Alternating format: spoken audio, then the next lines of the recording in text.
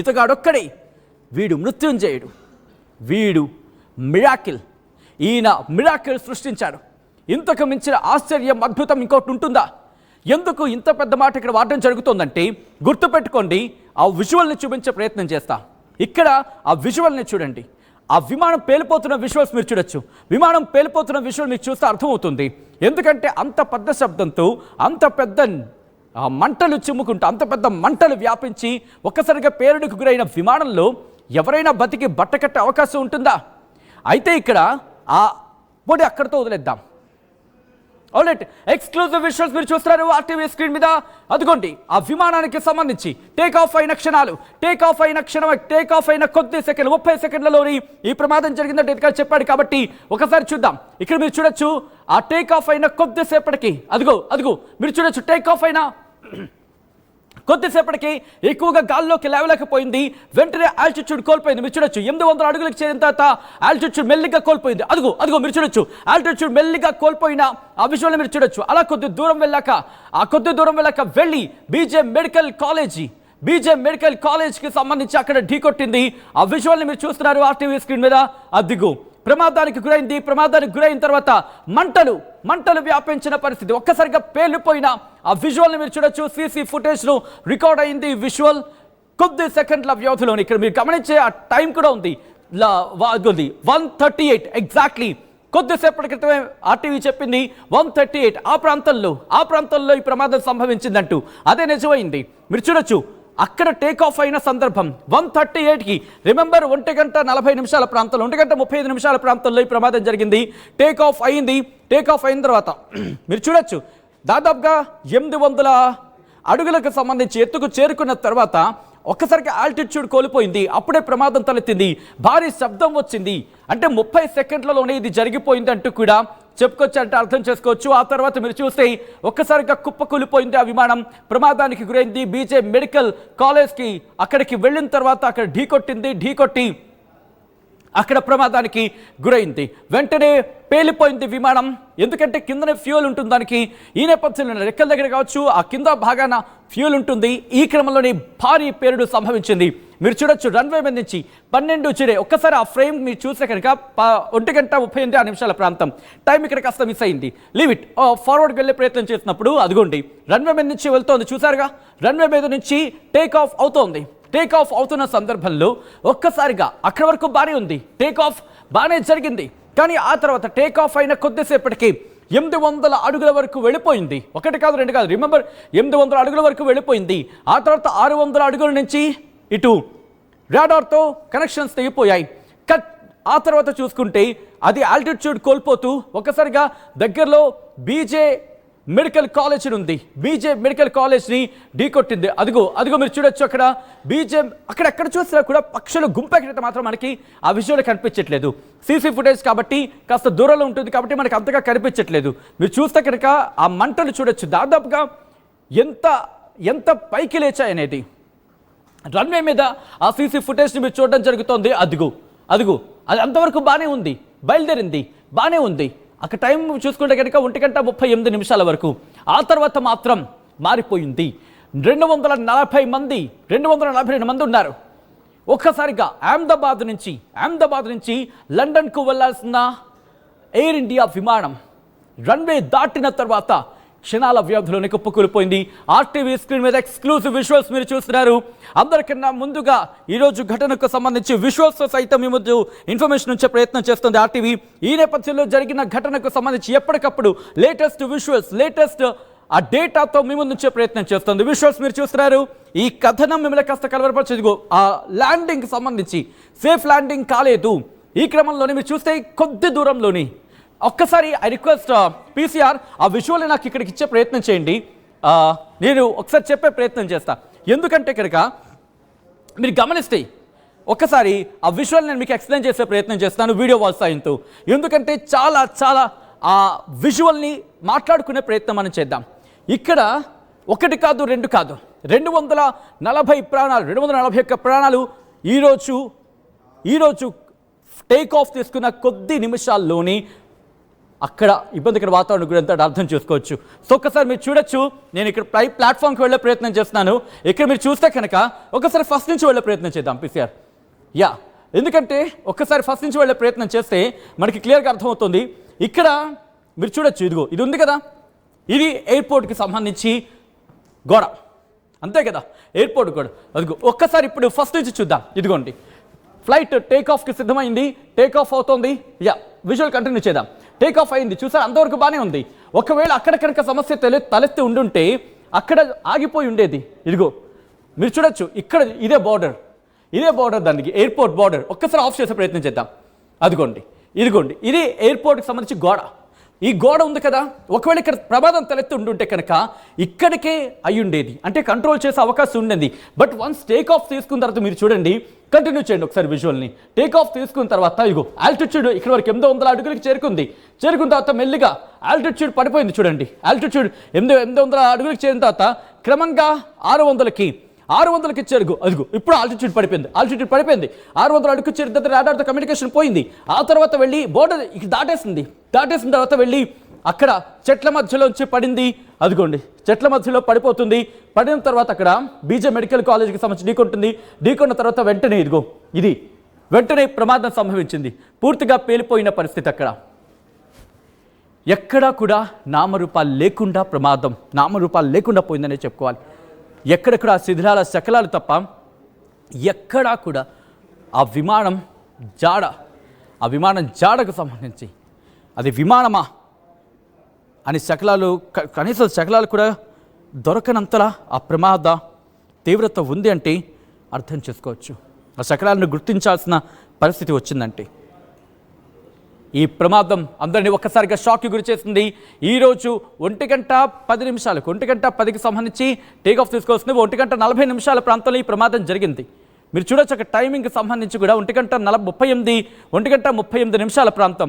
ఒక్కసారిగా ఆల్టిట్యూడ్ అంటే ఆ ఎత్తును కోల్పోయింది. అయితే ఇక్కడ పక్షులు ఏమైనా అడ్డుపడ్డాయా?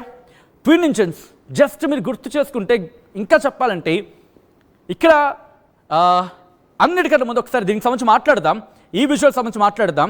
బట్ రమేష్ అనే వ్యక్తి బయటపడ్డాడు ఈ ఘటనలో.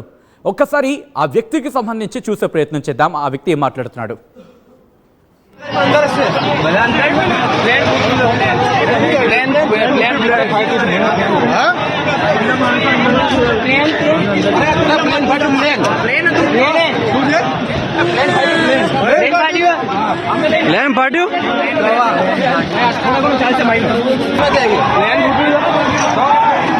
क्या भैया बता पैसेंजर अंदर से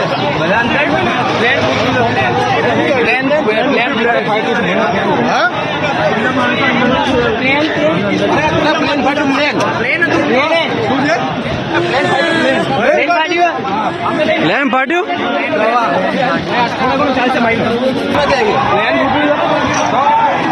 क्या भैया बता पैसेंजर अंदर से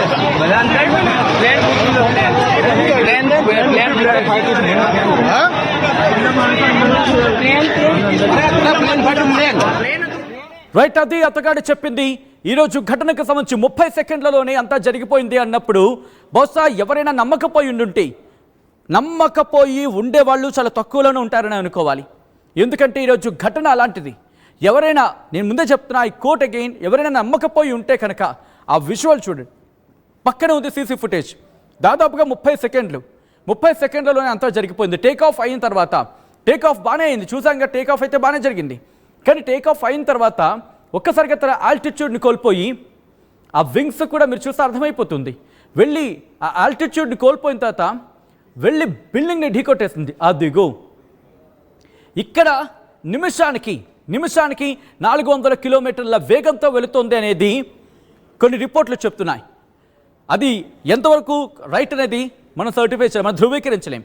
బట్ అదే కనుక వాస్తవం అయితే అదే ఈ ప్రమాద తీవ్రతకు ఇంకో కారణం అయి ఉండొచ్చు. అఫ్కోర్స్ ఉండాల్సిందే, ఎందుకంటే గ్రావిటీని ధీటుగా ఎదుర్కొని గాల్లోకి లేవాలంటే ఆ మాత్రం వేగం దానికి ఉండాల్సిందే.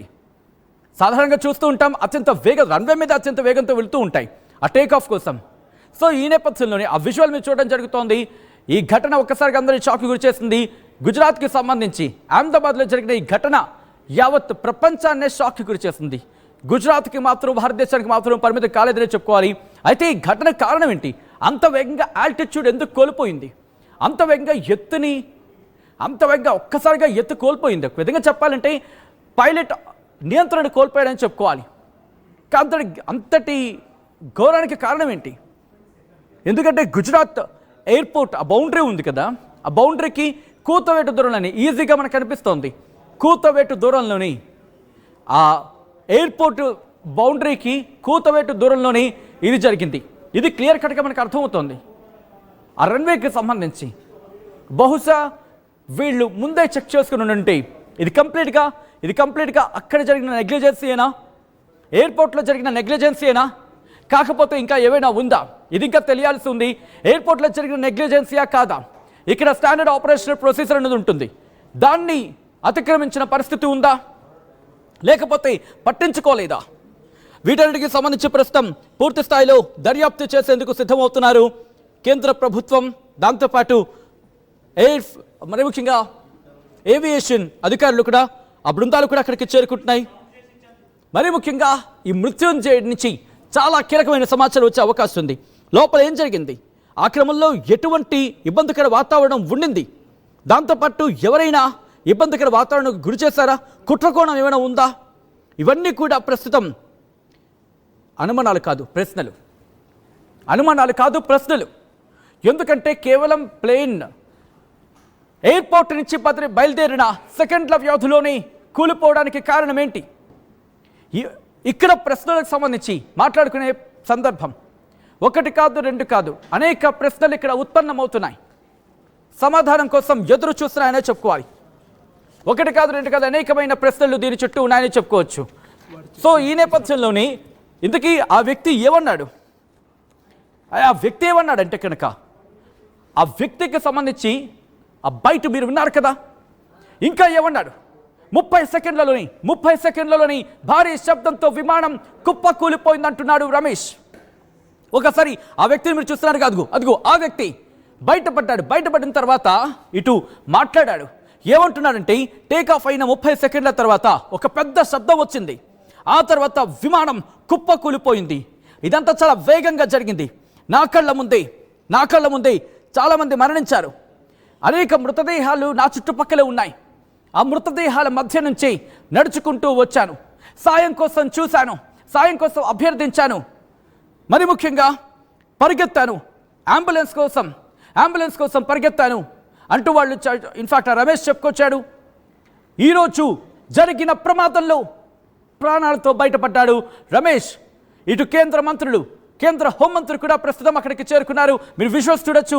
ఆ రమేష్కి సంబంధించి రమేష్ అక్కడికి చేరుకున్న క్రమంలో ప్రస్తుతం ఆ రమేష్ చాలా కీలకంగా మారబోతున్నాడు.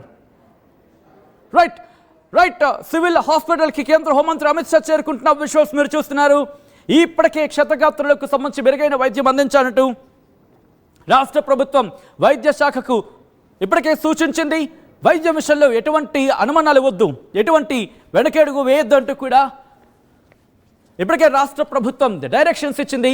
రాష్ట్ర ప్రభుత్వం ఇప్పటికే వైద్య శాఖకు సంబంధిత అధికారులకు డైరెక్షన్స్ ఇచ్చింది. వైద్య ఖర్చుల విషయంలో కావచ్చు, వైద్య విషయంలో కావచ్చు వెనకడుగు వేయొద్దంటూ చెప్పుకొచ్చింది. దీంతో పాటు మరికొన్ని కీలక ఆదేశాలను కూడా జారీ చేసినట్టుగా తెలుస్తోంది.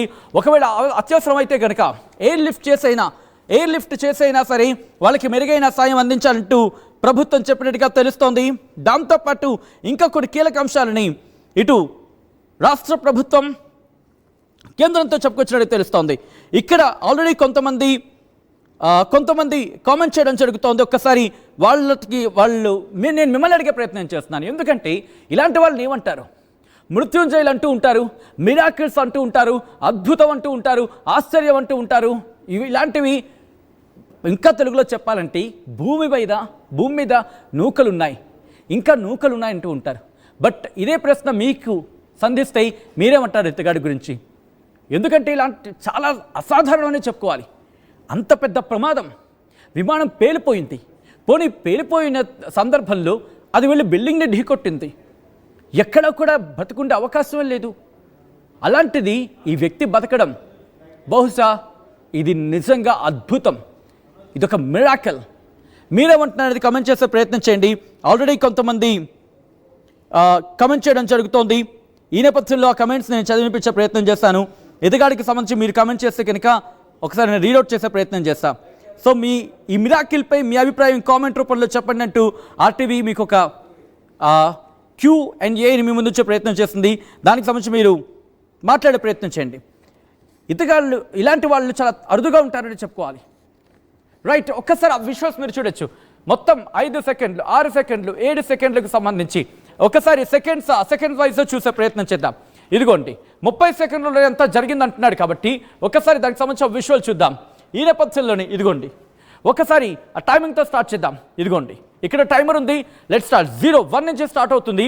ఇక్కడ మీరు చూస్తే కనుక ఇదిగోండి 6 సెకండ్స్కి కాదు 10 సెకండ్ ఆ ప్రాంతంలో టేక్ ఆఫ్ అవుతుంది. అదిగో 10, 11 సెకండ్స్, 12 సెకండ్స్ ఆ ప్రాంతంలో టేక్ ఆఫ్కి సిద్ధమవుతుంది.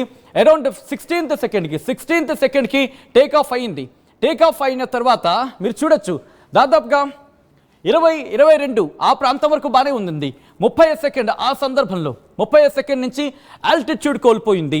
ఇదిగో 30 సెకండ్ తర్వాత అదిగో మీరు చూసారా, అతగాడు అదే అన్నాడు. 30 సెకండ్లో భారీ శబ్దం వచ్చింది. ఆ తర్వాత నుంచి విమానం కొద్ది సెకండ్ల వ్యవధిలోని, అంటే 30 నుంచి కరెక్ట్గా చూసుకుంటే కనీసం ఒక 15 సెకండ్ల వ్యవధి అంతే, సెకండ్ల వ్యవధిలోనే అంతే.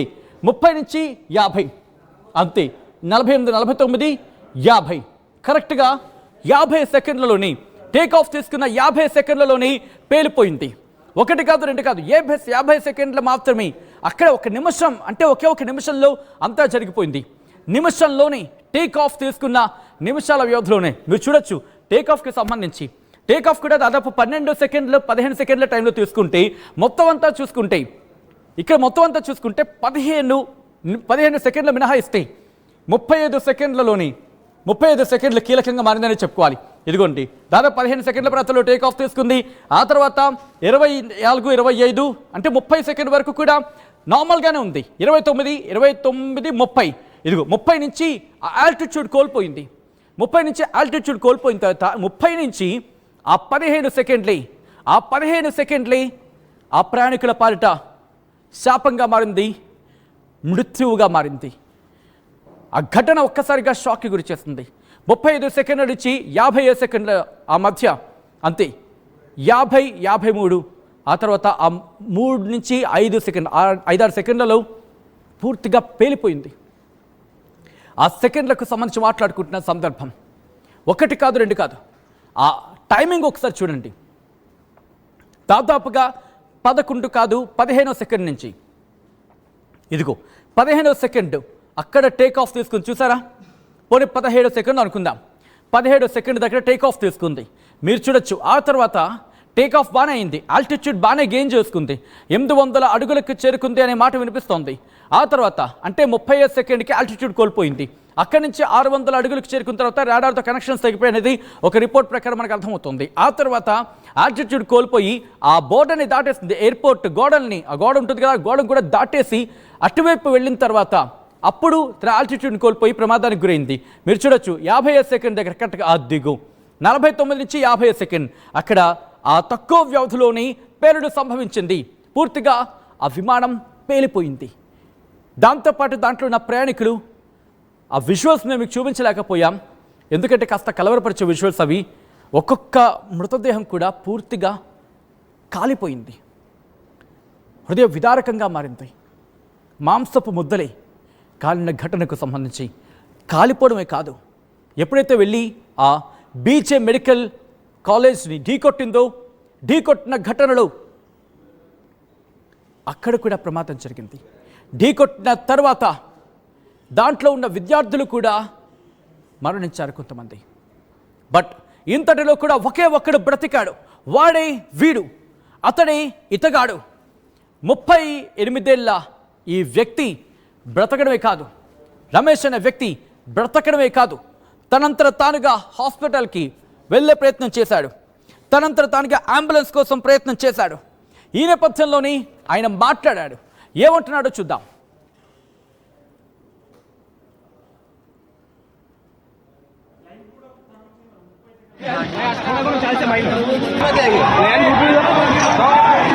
क्या भैया बता पैसेंजर अंदर से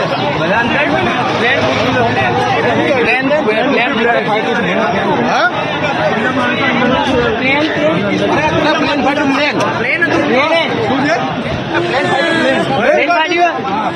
प्लेन पार्टी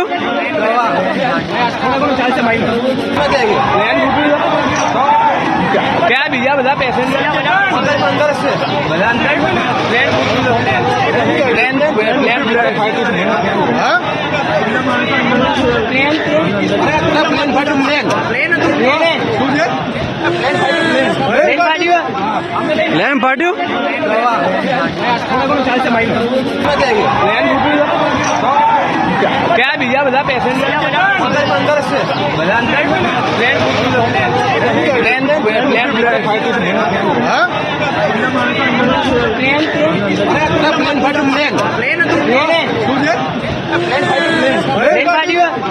प्लेन पार्टी क्या भैया बता पैसेंजर अंदर से प्लेन पार्टी क्या भैया बता पैसेंजर अंदर से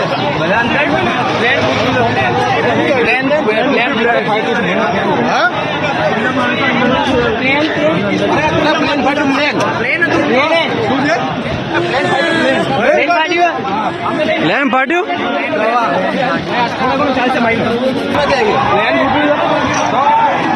क्या भैया बता पैसेंजर अंदर से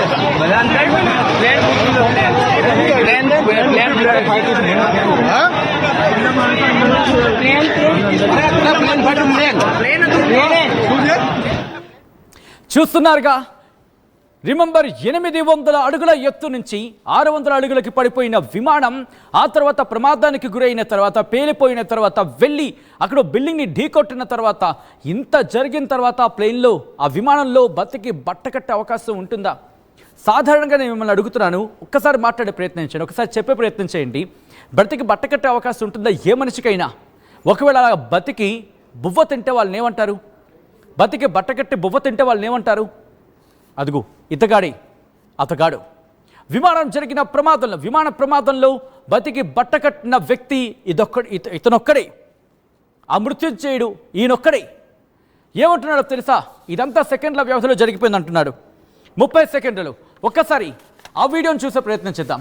మీరు చూడొచ్చు, ఇది ఆర్టిఫిషియల్ ఇంటెలిజెన్స్ సాయంతో మేము చూపించే ప్రయత్నం చేసాం. అట్ ద సేమ్ టైం ఇది రియల్ వీడియోకి సంబంధించి సీసీ ఫుటేజ్. ఒక్కసారి రెండింటినీ కూడా మీరు చూసే ప్రయత్నం చేయండి. టేక్ ఆఫ్ అయిన కొద్దిసేపటికి అక్కడ ప్రమాదానికి సంబంధించిన విజువల్ మీరు ఇది చూడొచ్చు. అదుగు అట్ ద సేమ్ టైం సెకండ్ల వ్యవధిలో దాదాపుగా 16-17 సెకండ్ల దగ్గర టేక్ ఆఫ్ అవుతుంది. టేక్ ఆఫ్ అయిన తర్వాత 30 సెకండ్ల ప్రాంతంలో ఆల్టిట్యూడ్ అంటే వేగం కోల్పోతుంది, ఎత్తు కోల్పోయిన తర్వాత అంటే తన ఎత్తుని క్రమేపీ బలహీనపడిపోతుంది, ఎత్తు క్రమేపీ తగ్గిపోతుంది. ఆ తర్వాత 50 సెకండ్ దగ్గర పేలుడు సంభవిస్తుంది. అదిగో మీరు చూడొచ్చు, 30 సెకండ్ దగ్గర నుంచి ఆ ఎత్తు తగ్గిపోయింది విమానానికి సంబంధించి. ఆ తర్వాత ఆ సందర్భానికి ఎయిర్పోర్ట్కి సంబంధించి బోర్డర్ని దాటేస్తుంది, ప్రయాణికుడిని దాటేస్తుంది. అక్కడ మీరు చూడొచ్చు 50 సెకండ్ దగ్గర పేలుడు సంభవించింది. పూర్తిగా పేలుడు సంభవించిన ఆ విజువల్స్ మీరు చూడడం జరుగుతుంది ఆర్టీవీ స్క్రీన్ మీద. మొత్తం 10 సెకండ్ల పాటు ఆ మంటలు ఎంత ఎత్తుకు వ్యాపించాయో మీరు చూడొచ్చు. దీనికి డబుల్ అంటే 800 అడుగులు ఎత్తు అనుకుంటే అంతకన్నా ఎక్కువ ఎత్తుకి చేరిపోయిందంటే అర్థం చేసుకోవచ్చు ఈ పరిస్థితి ఏ లెవెల్లో ఉంటుందనేది. ఒక్కసారిగా ఇక్కడ పరిస్థితి అర్థం చేసుకోవచ్చు. ఈ నేపథ్యంలో ఒక్కసారి ఆ విజువల్ని ఆన్ స్క్రీన్ చూసే ప్రయత్నం చేయండి. ఈ కథను మిమ్మల్ని కాస్త కలవరపరచొచ్చు. ఒకసారి ఆ విజువల్స్ని ఆన్ స్క్రీన్ మీరు చూస్తున్నారు. ఇతగాడు చెప్పింది కూడా అదే, సెకండ్ల వ్యవధిలో జరిగిపోయింది, మొత్తం 30 సెకండ్లలోనే జరిగిపోయింది అంటాడు. అక్షరాల అదే, ఎందుకంటే టేక్ ఆఫ్ అయిన తర్వాత దాదాపు 30 సెకండ్ దగ్గర టేక్ ఆఫ్కి సంబంధించి అంటే తన ఆల్టిట్యూడ్ని కోల్పోయింది. ఆ తర్వాత నుంచి 30 సెకండ్లలోనే అంతా జరిగిపోయింది. ఈ కథను మిమ్మల్ని కాస్త కలవరపరచొచ్చు. దీనికి సంబంధించి తగిన జాగ్రత్తలు తీసుకోవాలని ఆర్టీవీ సూచించడం జరుగుతుంది. This is the disturbing content, viewer description is advised. ఈ నేపథ్యంలో ఒక్కసారి అతగాడు ఏమన్నాడో చూద్దాం.